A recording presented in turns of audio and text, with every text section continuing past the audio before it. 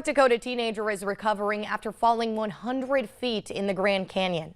After suffering multiple fractured vertebrae, a concussion, a ruptured spleen, and much more, the 14-year-old now begins the long road to recovery. Jonathan McCall has more. It was supposed to be the trip of a lifetime. Where the ledge was, and I was moving out of the way for people to take a picture. Wyatt Kaufman and his mom crossing the Grand Canyon off their bucket list. But the souvenirs from this trip come in the form of scars. I was squatting down and hanging on to it.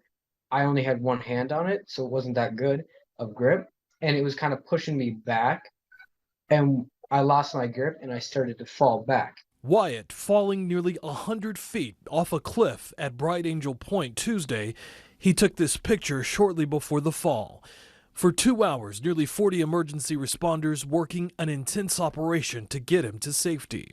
2 hours is an eternity in a situation like that, but when they have to rappel down the cliff and get him out of the canyon in a basket. Wyatt says he doesn't remember much. I just remember somewhat waking up and being in the back of an ambulance and a helicopter, and then the plane to here. Dad Brian, home in North Dakota at the time, catching the first flight to Vegas. It was one of the most heart-wrenching phone calls I've ever had. Bloodied, bruised, and broken, the 14-year-old bearing the scars of a survivor. The fall leaving him with 9 fractured vertebrae, a concussion, a ruptured spleen, a collapsed lung, broken hand, and dislocated finger. His face looks so much better today than it did even yesterday.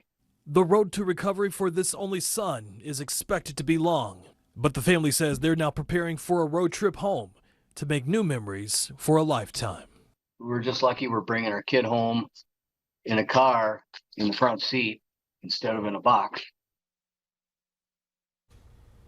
Wyatt was discharged from the hospital on Saturday. Now him and his mom are expected to reach Castleton tomorrow.